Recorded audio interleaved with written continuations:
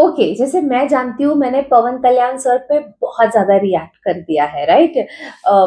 Right, वो जिस topics को लेके आते हैं, outstanding. But I really want to see his journey and I found this video all of sudden on my page, on my wall of YouTube जब मैंने open किया था। It is incredible journey of power star Pawan Kalyan by bright wing. So now I will get to know कि exact journey कहाँ से start हुई। I am interested. So before I start, hello and I'm Monali Naiko. Welcome to my channel, नखरे वाली मोना। और अगर आपने मुझे अभी तक सब्सक्राइब नहीं किया होगा, तो please do subscribe my channel. So let's go. We trusted you. You backstabbed us. That's why I'm giving a call. ये पवन नहीं, ये आंधी है। I'm giving a call to the entire nation. Who backstabbed him? Congress, हटाओ. Bye bye. Whoa. My God. देश, कांग्रेस, देश, Look at his जय energy. Hind. जय हिंद। एक रियल लाइफ सुपरस्टार या फिर एक real life game changer in politics. My God, उसकी ये कोई साउथ इंडियन एनर्जी। फिल्म के हीरो की बात नहीं, बल्कि रियल लाइफ में पावर स्टार पवन कल्याण की बात हो रही है। वही पवन कल्याण जिन्होंने लोकसभा चुनाव और आंध्र प्रदेश असेंबली इलेक्शंस में आंधी ला दी है और 2024 के लोकसभा इलेक्शंस में काफी हद तक सपोर्ट बने नरेंद्र मोदी का। फिर चाहे बड़े भाई सुपरस्टार चिरंजीवी के पैर छूकर आशीर्वाद लेना हो, जमीन पर बैठकर लोगों से उनकी प्रॉब्लम सुनना, या पावर स्टार की तरह ऑपोजिशन को सीधी टक्कर देना, यह है पवन कल्याण का लाइफस्टाइल, जिसने उन्हें मूवी एक्टर से आंध्र प्रदेश का डिप्टी सीएम बना दिया। इनकी पूरी फैमिली ही सुपरस्टार से भरी है, चाहे वो चिरंजीवी हो, रामचरण, अल्लू अर्जुन या ये खुद। बाप रे, पवन सारे ही कल्याण ने सुपरस्टार्स। बेबाक होकर हिंदू धर्म का सपोर्ट किया और अनअपोलोजेटिक होकर रीति रिवाज फॉलो किए। इन्होंने अपनी लाइफ में भी बहुत सारे सेटबैक्स देखे हैं, multiple divorces, political failures, but फिर भी इन्होंने साउथ के स्टार्स की तरह हमेशा कम बैक किया है। इनके फैंस ने इन्हें हमेशा से बहुत प्यार दिया और पवनिज्म नाम से एक पूरा कल्ट ही बना दिया है। ये कहानी सिर्फ एक फिल्म स्टार की नहीं, बल्कि एक ऐसे आदमी की है जिसने अपने हार्ड वर्क और डिटर्मिनेशन से बहुत कुछ अचीव किया, पर कभी अपने रूट्स और कल्चर को नहीं भूला। पवन का जन्म होता है एक बहुत ही सिंपल सी फैमिली में ऑन सितंबर 2, 1971, बबटाला, आंध्र प्रदेश में। उनका ओरिजिनल नेम रखा जाता है कोनिडेला कल्याण बाबू। इनके पिताजी श्री वेंकट राव एक पुलिस कांस्टेबल थे और मदर श्रीमती अंजना देवी एक होम मेकर। पवन के दो बड़े भाई भी हैं, नागेंद्र बाबू और सुपरस्टार चिरंजीवी। पवन अपना एक्टिंग करियर शुरू करते हैं 1996 में रिलीज हुई फिल्म अकड़ा अमई इकड़ा अबई से, लेकिन 1998 में रिलीज हुई फिल्म थोड़ी प्रेमा में उनके दमदार रोल ने उन्हें हाउस होल्ड नेम बना दिया और उन्हें इस फिल्म के लिए नेशनल अवार्ड भी मिला। ऐसे ही फिल्म्स की वजह से वो मासेस से कनेक्ट कर पाए और उन्होंने wide range of characters play किए, जैसे थमोड़ू में रिबेलियस यूथ का रोल प्ले करना हो या फिर गब्बर सिंह में विजिलेंटे का रोल। उनके कुछ नोटेबल हिट फिल्म्स थी कुशी, जलसाव और अतरंटी की दरेड़ी, जिन्होंने उन्हें स्टेटस दिया as the power star of Telugu cinema. और उनके इसी ऑन स्क्रीन करिश्मा और मासेस से कनेक्ट करने की एबिलिटी ने पवन की पॉलिटिकल जर्नी में काफी हेल्प किया। इन फिल्म्स ने सोशल इश्यूज के खिलाफ आवाज उठाई, जिससे उन्होंने एक लॉयल फैन बेस कमाया जो फिल्म इंडस्ट्री से भी बियॉन्ड एग्जिस्ट करता है। पवन कल्याण पॉलिटिकल जर्नी। पवन अपने कॉलेज के दिनों से ही पॉलिटिक्स में इंटरेस्टेड थे और इनजस्टिस के खिलाफ कुछ करना चाहते थे, और वो फॉलोअर थे लेफ्ट विंग के टॉल लीडर्स के, जैसे ची गुरेरा, फिडेल कैस्ट्रो और चारू मजुमदार। उनका स्टार्टिंग से ही झुकाव लेफ्ट विंग पॉलिटिक्स की तरफ रहा और ये उनके विजन डॉक्यूमेंट इसम को पढ़ने के बाद साफ पता चलता है। अब सोचने वाली बात यह है कि प्रेजेंटली वो राइट विंग पार्टी बीजेपी को सपोर्ट दे रहे हैं, लेकिन शुरू में he was a left wing leader. Anyways, वापस आते हैं। पवन का पॉलिटिकल करियर शुरू हुआ 2008 में, जब उनके बड़े भाई यानी चिरंजीवी अपनी पार्टी लॉन्च करते हैं, प्रजा राज्यम पार्टी पीआरपी। लेकिन शुरुआती सपोर्ट और एंथुसियाज्म के बाद भी ये पार्टी कुछ खास नहीं कर पाई और आंध्र प्रदेश के पॉलिटिकल लैंडस्केप में कोई मेजर इंपैक्ट नहीं डाल पाई और अल्टीमेटली कांग्रेस के साथ मर्ज हो गए। इनकी पार्टी के कांग्रेस के साथ मर्ज होते ही पवन कल्याण को एक बड़ा झटका लगा। उन्हें लगा कि ये पार्टी के कोर कॉन्सेप्ट और फॉलोअर्स के साथ धोखा है क्योंकि उनकी पार्टी कांग्रेस के अगेंस्ट ही अपनी लड़ाई को लेकर बॉर्न हुई थी। बट इसके बाद पवन पॉलिटिक्स छोड़कर अचानक कहीं गायब हो गए।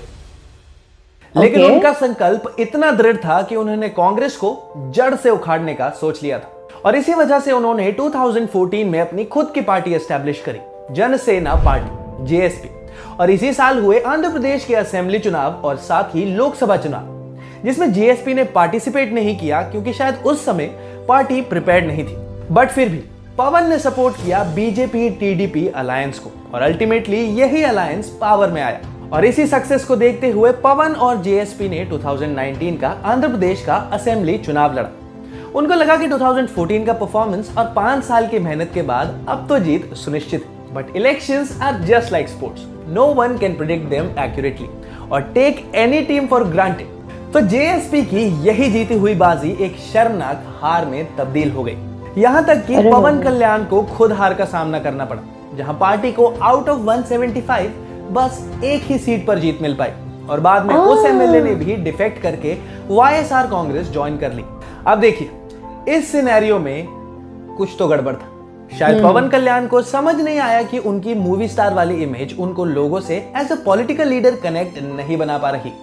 उन्होंने मूवी करियर को कंप्लीटली छोड़ दिया और आंध्र प्रदेश के हर शहर और कस्बों में लोगों की प्रॉब्लम्स को समझने निकल पड़े। कभी रैलीज की तो कभी सड़कों पर लोगों के घरों तक पहुंचे। उन्होंने अपने आप को एक जेन्युइन पॉलिटिकल लीडर की तरह लोगों के सामने रखा। एक बार पवन श्रीकाकुलम के उद्दड़म रीजन में पहुंचे और देखा कि लोगों को एक बीमारी बहुत ज्यादा परेशान कर रही थी। वो थी क्रॉनिक किडनी डिजीज, जो यहाँ एक एंडेमिक हेल्थ क्राइसिस बन गई थी। पवन ने इस मुद्दे को उठाया और लोगों को हेल्थ फैसिलिटीज पहुंचाने के लिए मेहनत की।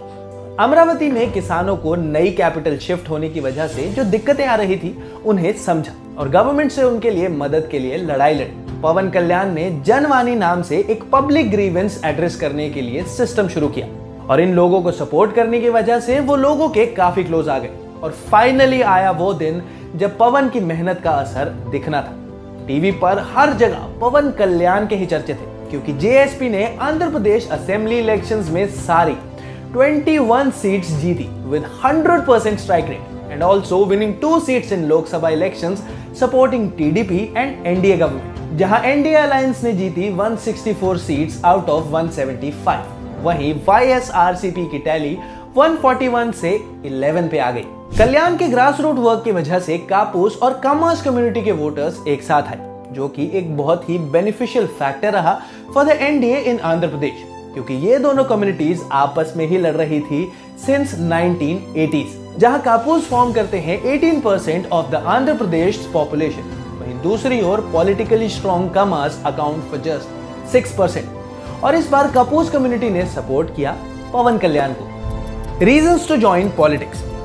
लेकिन एक सुपरस्टार जिसके मिलियन फॉलोअर्स हो, उसे सडनली पॉलिटिक्स क्यों ज्वाइन करनी पड़ी? वो कहते हैं ना कि कुछ लोग टीवी ऑन करके सिर्फ सरकार और सिस्टम को गालियां देना प्रेफर करते हैं, बट कुछ चुनिंदा लोग उस सिस्टम को बदलने निकलते हैं। दरअसल फिल्म्स में काम करके उन्होंने अपने आप को फाइनेंशियली स्टेबलाइज कर लिया था। अब उनको एक बिगर पर्पस नजर आ रहा था, जो था डिजायर जिससे लोगों की मदद की जा सके, करप्शन को फाइट करके। और सबसे बड़ा पॉइंट, उनका डिससैटिस्फैक्शन था प्रेजेंट पॉलिटिकल सिस्टम के लिए। और इसी को ध्यान में रखते हुए उन्होंने पार्टी बनाई कॉमन मैन को मेन फोकस में रख के, जो रिप्रेजेंट करेगी एक आम आदमी को and not the political elites. Jana Sena party का कोर प्रिंसिपल है ट्रांसपेरेंसी, अकाउंटेबिलिटी और सोशल जस्टिस। अब ये सब तो चल ही रहा था, लेकिन इसके साथ साथ कल्याण farmers rights, youth empowerment and anti corruption measures के इश्यूज के साथ भी काफी वोकल रहे। Outside of politics and films, Pawan Kalyan अपनी पर्सनल लाइफ में थोड़े से कंट्रोवर्शियल रहे।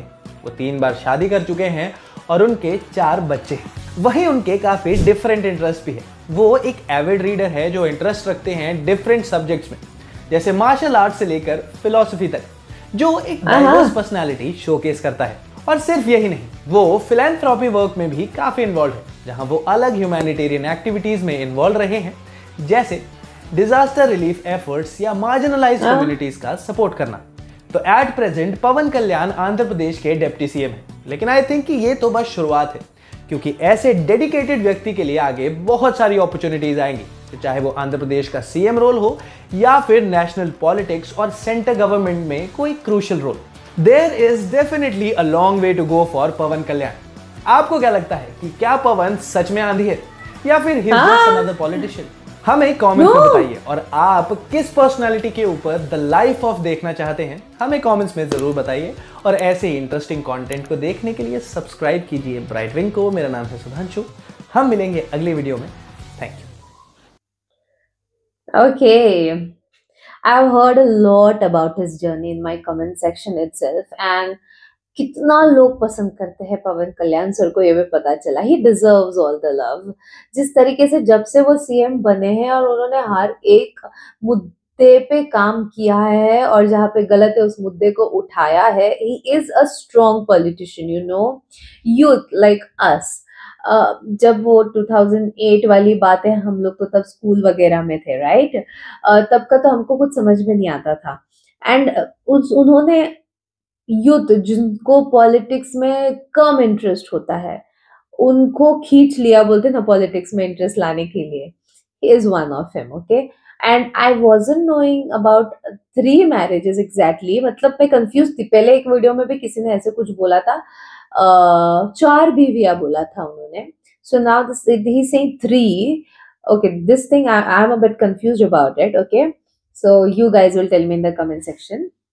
And he knows Marathi because उसकी वाइफ मराठी है, ये मुझे पता चला। एंड जब मैंने उनके मुंह से मराठी सुना, मैं तो like, oh my God, this is crazy.